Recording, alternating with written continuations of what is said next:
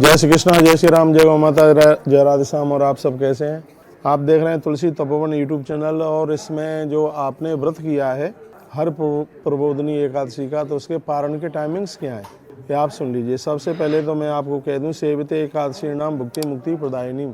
जो भी लोग एकादशी का व्रत करते हैं, संसार की वस्तुएं और मृत्यु के तत्पश्चात उन्हें मोक्ष प्राप्त होता है। एकादशी व्रतानाम च पक्षयोर वयोरपि यथा कृष्ण तथा शुक्ला विवेदम नहीं बकारेत।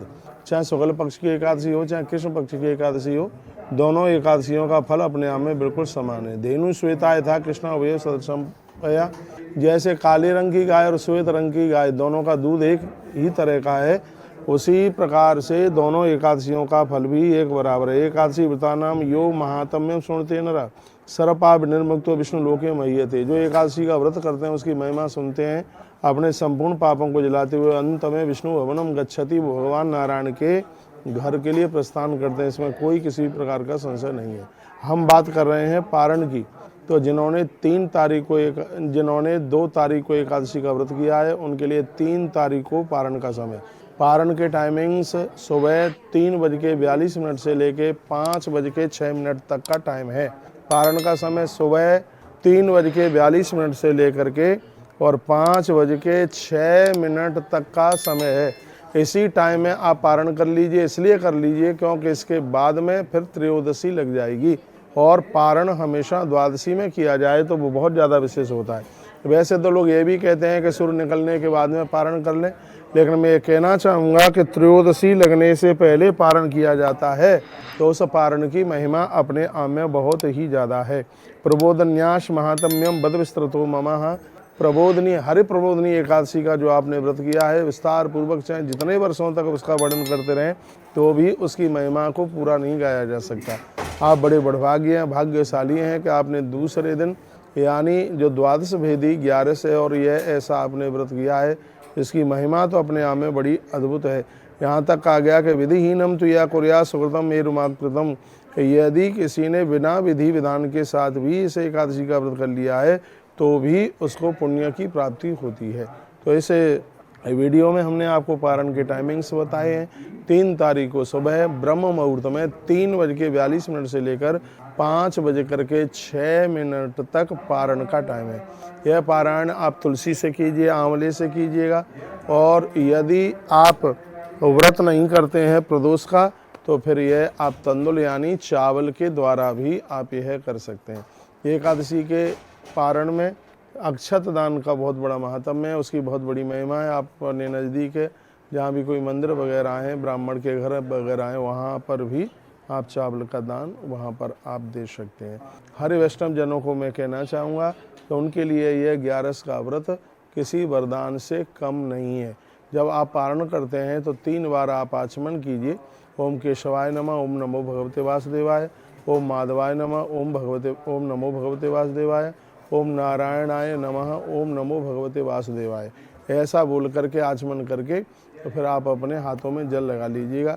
जब भी आप आचमन करते हैं तो उसमें तुलसी का पत्ता आप जरूर डालिएगा, तो फिर इस पारण की महिमा इतनी अद्भुत हो जाती है। पारण किया ही इसलिए जाता है क्योंकि अनजान में कहीं कोई अपराध हो गया हो तो इसके द्वारा उसका प्रायश्चित हो जाता है। इतना बड़ा महात्म्य है। अश्वमेध सहस्राणी राजश्री शतानि च एक ही नई उपवासेना प्रबोधन्याम लभे नरा। आपने जो 11 का व्रत किया है, इसके प्रभाव से हजारों अश्वमेध यज्ञ और सैकड़ों वाजपेयी यज्ञ करने का सौभाग्य प्राप्त हुआ। यह इतना बड़ा महात्म्य है इसका। भगवान श्री कृष्ण ने धर्मराज युधिष्ठिर को सभी विधि विधान पूर्वक पूरी एकादशियों की कथा सुनाई, और उसमें विधाता ब्रह्मा ने देवर्षि नारद जी को पारण के बारे में बताया। तो यह पारण अवश्य में जरूर आप करें, और कोई बहुत ज़्यादा ऐसी दिक्कत वाली बात नहीं है कि आप इस टाइम पर ना नहा पाएँ। आप 5 बजे से पहले स्नान कर लीजिएगा। वैसे भी कार्तिक का महीना चल रहा है, और मैं आपको कहना चाहूँगा सूर्य निकलने के बाद यदि लोग खड़े होते हैं तो कोई भी व्रत क्यों नहीं है तो वह व्रत पूरा नहीं माना जाता। तो आप सूर्य निकलने से पहले लगभग 5 बजे से और पहले आप खड़े हो जाइए। स्नान इत्यादि से निवृत्त होकर के 3:42 से लेकर तो 5:06 तक का जो पारण का टाइम है, समय है, वह बड़ा अद्भुत है।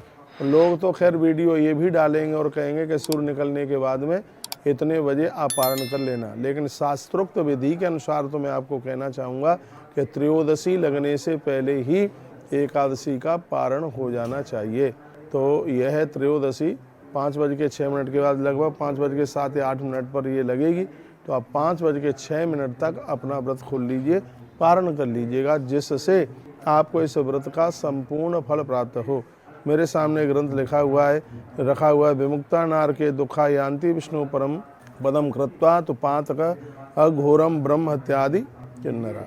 कहा गया है कि इतना अद्भुत महात्म्य है, इतनी बड़ी महिमा एकादशी की है कि ब्रह्म हत्या जैसे महापातक भी इस व्रत के द्वारा समाप्त हो जाते हैं। हरि वैष्णव जनों के लिए एकादशी के व्रत से बड़ा कोई भी व्रत नहीं है।